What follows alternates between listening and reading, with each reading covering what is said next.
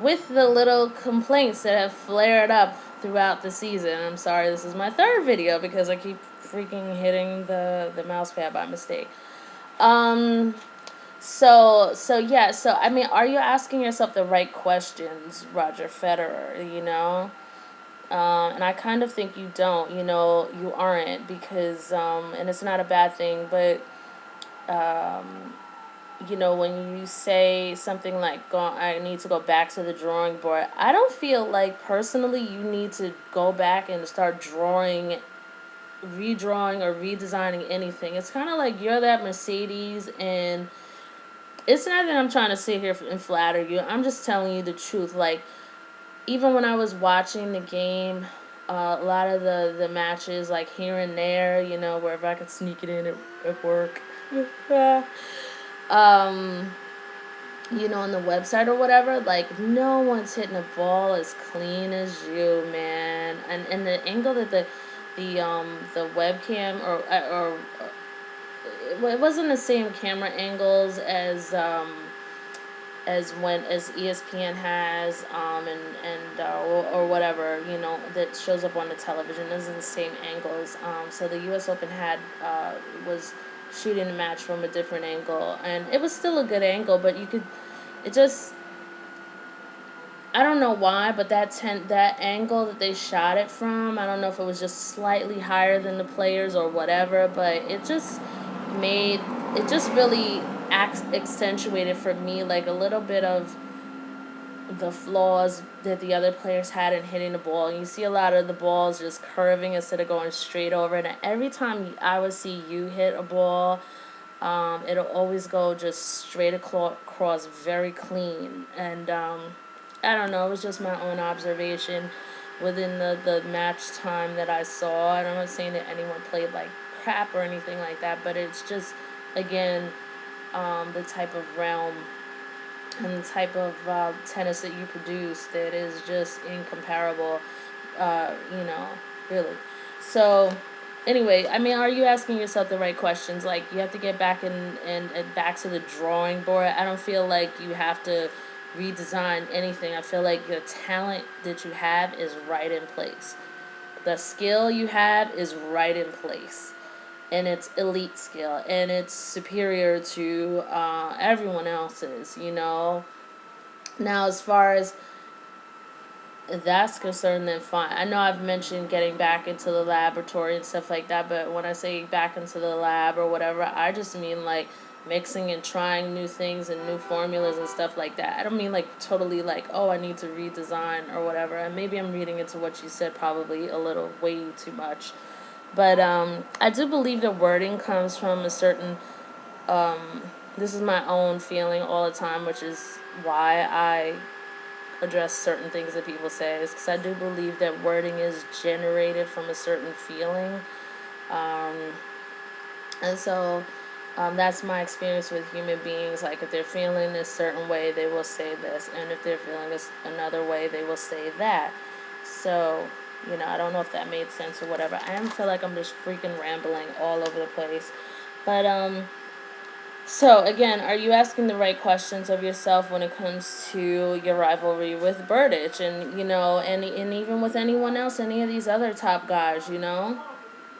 Because, again, they, there's a lot of incentive, like, of what it means to get into a semifinal for a guy who might be not struggling on tour, but just, hanging out in at the top, the 5 to 10 spot, the 5 to 20 spot and stuff like that, and what it means to perform well in a match against you, like what that means for him endorsement wise, what that means for him, getting recognized, getting press, and stuff like that. So, it's definitely more money being successful against you. So people do get out and practice, I'm pretty damn sure. So, like, Roger Federer, are you looking at it that way? And not sort of taking it as your performance is bad, because you're performing, really better than these guys in a lot of ways. Like that freaking final with Murray and Djokovic. I mean, poor Joker. He really should have freaking taking that match. And I know. Again, it's not that I don't want you. You know, I definitely want you to be number one in the world and stuff like that. Definitely do. But you know, I hate Murray anyway. So, eh.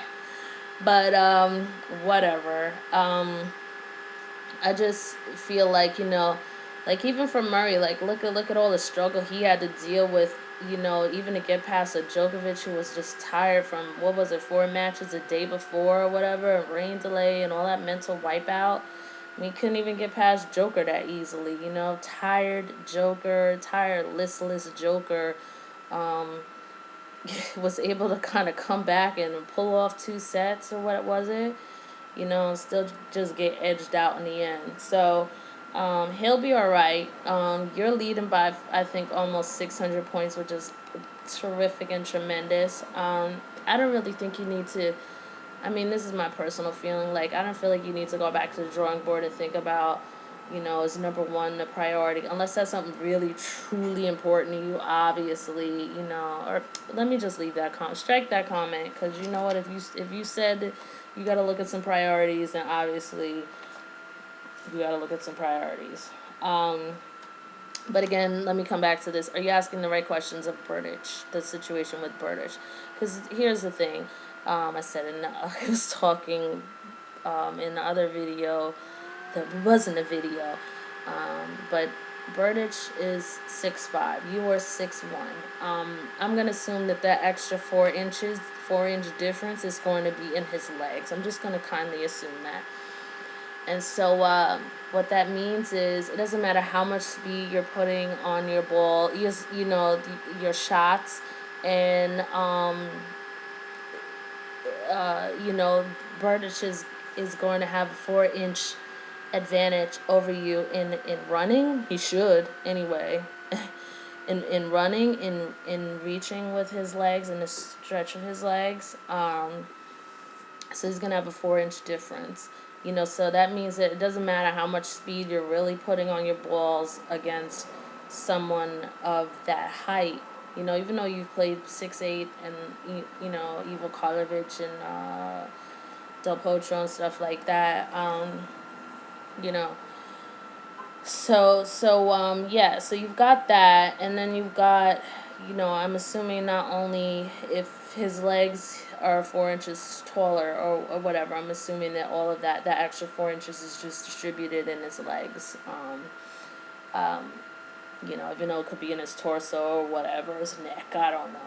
Anyway, so I'm just assuming that his wingspan is probably, you know, his one arm compared to yours is probably 2 inches longer. And so his entire wingspan, I'm just assuming, is, you know, he's 4 inches wider than yours, like the entire wingspan, both hands. So imagine like you really serving hard or whatever, and then Burditch can reach over, not only like there's the reach just with the arm that's 2 inches, you know, and then there's the reach with the arm and the legs, you know, and everything. And that could be, if you add that to an extra 4, that's like an extra 6-inch, potential extra 6-inch advantage over anything. It doesn't matter how much freaking speed you're putting on these balls, or, you know, like, it definitely means that you got to come to net more, I'm sure, and then killing balls there. So, I mean, this is something, like, if you're going to be, like, looking at stuff and going to the drawing board, like, first thing you need to realize, there's nothing wrong with you. Like, your game is sick. It's just, again, you know, you're playing guys who are bigger than you. You're playing guys who usually put a lot more pace on the ball. I don't know if it's because of the tennis rackets that they have. A lot of them do have a little bit more technology. Like, you play with a pretty plain racket and racket with a small head. That's my understanding. So you got to look at those things, Roger, you know, before you get that face, like the one that you had when you were leaving the match with Burditch at the U.S. Open. Like, you know, if you're going to really thrive in the rest of your career, like, you've got to be careful of not turning a loss into whatever you were turning it into. And forgive me, again, I don't know you. I can't really account for what you were thinking or assume that I know you or anything like that, even though I love you like a brother. Feel like I kind of know you from all these videos, but, you know, yeah, I mean, that's my perception. It seemed like, again, like I said, that the work of Byron Katie, like, what do there's the event that happens, and then there's what you actually start making of the event. And now the event could be a painful event, validly so, but what are you equating with it? Like, are you decreasing your worthiness now? It's like, oh man, I didn't do too well. Oh my gosh, I don't know if I could do it. These guys are playing better than me. They're not playing better than you, especially Berger. He's not a better player than you. What he is substantial good talent. And I'm not going to take away from Burdish, because he actually is a very good player. Besides his personality, I think his tennis game is pretty nice. Pretty decent, good. Um, but you have to realize, like, are you, again, asking yourself the right questions? Like, what's the motivation of these guys in playing against you? Like, they have a lot of motivation because there's a lot for them to gain from even getting past the Federer. So maybe they're even playing hard. There's not much for you to gain against beating a Burdish. So, again, like, you don't have that sort of, like, motivational push, that thing to push against, that little extra thing, as well as a lot of these other guys. So they're already coming out with, you're already at an energetic and motivational disadvantage, so to speak. So they've got that going for them, that could pump them up a bit, the motivation of wanting to move into the top 5 in the world, what that means monetarily, possibly, what that means to be able to do something for your family and your friends who may be suffering from economic hardship in different countries, or even what you want to do for your own country who may be suffering from economic hardship, or helping people who are demanding you in your country to do better so that you can help them, help bring a name to your country, help bring some infrastructure to the country. And it's, I could be totally wrong about these things, but I just think, like, look at it in that scope too. And then, again, look at it as Burditch being talented enough to, with the combination of his talent, the combination of his height, and the combination of his power, being able to go against you and be formidable against you and create shots against you, because number one, maybe he's playing with a better racket. I'm not saying his racket is better than yours, but something with some more technology. Number two, again, he's got 4 inches, difference on you, plus his talent, because there's other guys like Isner, and sometimes they'll poach you, like, even though they have the height, the talent sometimes wavers off a bit, and it doesn't match yours, and it's not that Burditch matches yours, but it's just enough, it's enough to create problems for you. And so that's where you need to pinpoint that the problems aren't within your game. The problems, once again, are with what he can do, and how he can create all of your hard work and turn it into a disadvantage for you. It doesn't matter if you're serving well, as far as I'm concerned. If you're hitting winners and things like that, they're not going to be always. He's going to just naturally diminish the fact that you can make a lot of winners because of his reach, and he's a little bit more talented than some of these other guys who are just tall with power and with longer arms and longer legs, I think, to a certain extent. Even though he had a rough patch this season, I was beginning to wonder what was going on with him up until now. But anyway, yeah, so ask yourself those questions, and then just know, like, hey, this isn't anything. This has nothing to do with me or the way I'm performing. This has to do with what he can do, and how my talent, speed, and ability is performing properly, but it's being diminished because of a certain disadvantage, and that's the thing that you need to look at. And I would love to, again, why do I get the feeling that I just don't think you're ever going to consider changing your racket or anything like that. But, um, once again, if you haven't seen my other videos, it's just kind of like, people who are playing in the best orchestras in the world are using the best instruments. They're not using crap instruments. They're using high performance instruments made with the best quality. It's not to say that your tennis racket isn't made with quality products, but I don't see, much of a difference when you are talking about performance. And that's just my opinion. Maybe that doesn't matter. Maybe for you it's kind of like, that's just not me. I'm not going to go for a new racket. But I think that, if you really want to continue to make an impact and allow your talent to be rendered on in its proper realm and have a space to breathe and win against in a world of a whole bunch of tough guys who hit balls with a lot of pace and have a lot of reach and just enough talent to diminish your efforts. Using a racket that would assist in more speed. I mean, I think that I don't see that as cheating, especially when other people are using it. But, why do I get the feeling, Roger, that you're going to be like, that's just not for me? I get the feeling you're just kind of like a little bit sort of like, well, I don't want to say traditional or something, but not too much with all the changing and the this and the that. It's like, here's my thing. I've been with this for years. This is what it is.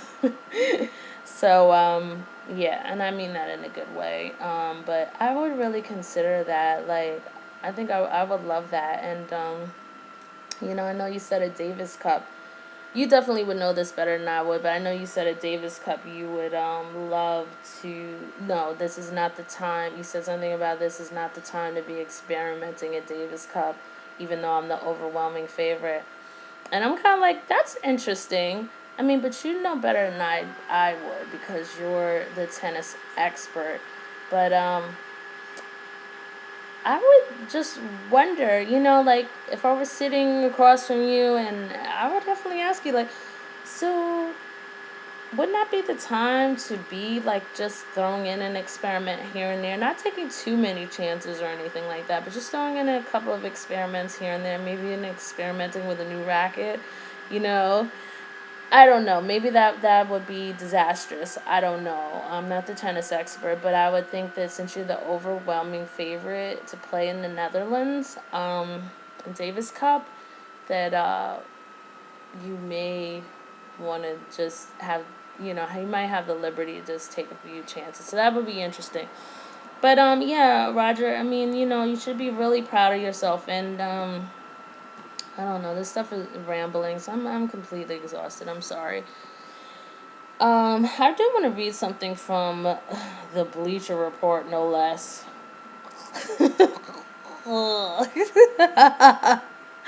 Bleacher Report, who always just, just goes out of their way for Pete Sampras' sake. I meant to say for Pete's sake.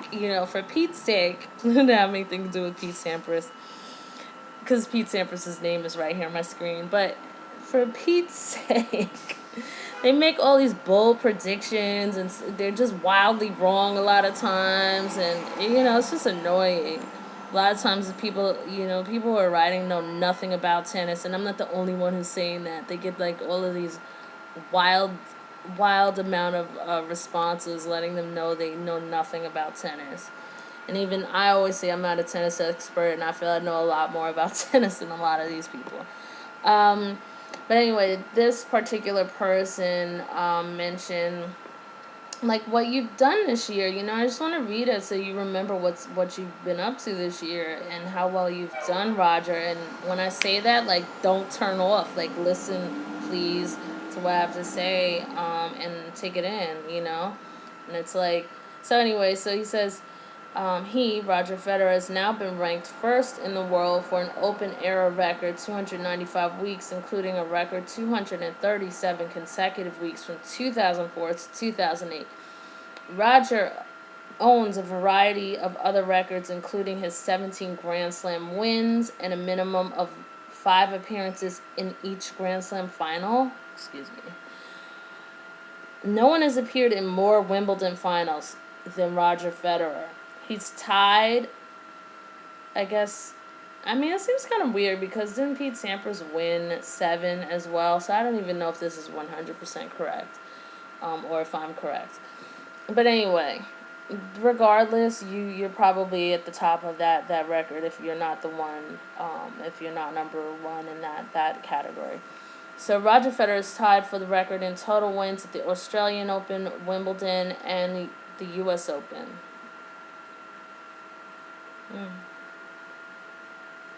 With who? His 24 Grand Slam title, Grand Slam final appearances include 10 in a row, is a record. Between 2005 and 2010, he missed only one Grand Slam final. He is one of the only 3 men to have completed the career Grand Slam on grass, clay, and hard court. Oh, boy, and I could go on and on and on about this. I won't post any links to the Bleacher Report because I feel like they're poison a lot of times. Like, if you already aren't reading them, which I'm sure you are because they always pop up at the top of the Google search. But I'm not going to post this particular one because I don't want to help get anyone into the habit of reading any garbage about tennis that doesn't make sense, except this particular article, which I won't post a link to anyway. As if those accomplishments weren't astounding on their own, he has done it all with extreme grace in both his game and in his personality, yeah. Of course, there will always be arguments, blah, blah, blah. Yeah. However, the realm and the resume, and not hypothetical games, no one matches Roger Federer anymore. He's been the best over a short span of time, the central portion of his career, and now over a long span of time as well. All right, Roger, so listen, you've got so much, your legacy and everything. You've got so much, to continue to add, and you can do this. You really can. It's just about how you're processing this stuff again, And I would say again, look to certain extents in Nadal and Djokovic when they lose big matches. They know it's like sometimes you win some, sometimes you lose some. And Rafa actually has a great attitude when it comes to that. Like, but again, Roger, like, how when you're walking off this court, like, how are you processing these losses? And I feel like you kind of like the feeling I get is kind of like you were like, I really expected myself to play better tonight, especially at night. I've always had such a great record. I don't know. It's kind of like, because it's happened before in the past, like, you kind of just figured it would happen again. Like, I'm kind of like looking in this comment of yours, and not to like read all into it, but I'm just like, well, where's he saying he prepared, Did you just talking at me, I swear, because I know you work really hard, Roger. I know you work really hard. But, did you, like, prepare strategically for this match, or did you just, I mean, I'm not laughing at you, I'm just laughing at what I said. But did you just, like, go out there and just play with the great Federer who's been playing so great these last couple of weeks? Or did you like have some sort of strategy, get out of jail card, what I talk about in my other videos? Like, did you have those things in place against Burditch? I didn't see the match, so I don't know, but I'm just curious, like, I'm just looking at that, I don't know, I felt good. Such an amazing summer. I really thought I was going to come out and play a solid match. I didn't do that tonight. Obviously, it's a bit of a letdown, and it's just kind of like, I don't see anything in there and saying, like, well, I prepared. I was just kind of disappointed because I really prepared for this. But maybe you wouldn't, divulge something like that. I'm not sure. But, yeah, I mean, have you been preparing? And, yeah. So just keep your head up. Really, you done so amazingly well. I don't know if the other video captured this, but, for me as a fan, again, the jewel to me for you, for your development, for where you're going to be and what you're going to mean to tennis and all of what I know you're going to do in tennis for the rest of your career, was your change in attitude and complete development with regard to performing under pressure. I think And it's not that you haven't performed under pressure. Clearly, you have, and you've done well. But just to really turn all of that noise around in the media and everything, and just really pull out a win at Wimbledon. And the difference between Wimbledon and Roland Garros was night and day. So I really feel like that was a gem um, of your, your entire season, and that without that wonderful attitude there, really everything just pulled together. Nothing else really fully matters to a certain extent in retrospect. So, I'm just gonna go because I feel like I'm rambling on. But I love talking to you, Roger. I miss videos, making videos and stuff like that. I hope I can make another one soon. But I guess you're gonna be at Davis Cup in 2 days or whatever, and I probably won't be able to see that match. But I'll wish you well. And yeah, just definitely just keep your head up. Seriously, you've got you still got the rest of the season to go. A couple more months before you're 4 weeks off. No, I think it's 4 weeks. Tennis season is so ridiculously long. I think if I was a girlfriend of a tennis player, unless it was like a situation like you and Mirka, like that freaking break would just not work for me, But Siska, Rafa's girlfriend, she must be really happy now Rafa's home. So anyway, yeah, just you keep your head up. You're doing amazingly well, and like I think the only thing about getting back to the drawing board, there's nothing that needs to be redrawn. It's just all about perspective. Like you're playing well. There's nothing I can think that you would really change. So always trying to keep down your errors and stuff like that, and just continuing to be on top of what your rhythm is and coming to net, and stuff like that, getting into that rhythm, which I think you've done pretty well, this summer. Yeah, so anyway, yeah, that's it. I'm just rambling on. And what time is it now? It's 11:02 here. And I've got to go to work tomorrow, so yeah. Talk to you later, Roger. Tell Mirka I said hi and kiss the girls for me. And and just take care of yourself. And I hope you're not taking this US Open thing so hard, like just know like what the realistic perspective is with Birdage, and if I don't make any more videos, I just encourage you to go back and watch the old ones because there are always some good stuff. Like if you're really watching my videos, you should always go back and, it's always good to see stuff from the past and now, like when you've moved into a new realm and stuff like that, you look at things in a different perspective and then you pick up things that you haven't picked up before. So definitely encourage you to see my older videos. Take care, good luck, and I'm so with you all the way, whether I make videos or not. Know that you're always, I'm always like checking out how you're doing and stuff like that. I'm always wishing you the best because I know you're going to have the best. Like I always say, the best of tennis is for you. You just keep hanging in there and, really think about that racket, my friend. Oh my God. Like if you just came out with like some kind of new racket, I'm like, oh my God, Roger changed his racket. But, it has to be a decision that is absolutely right for you. Like, I totally get it, but I'm always going to throw it out in my videos anyway, Take care. Have a good one. Bye.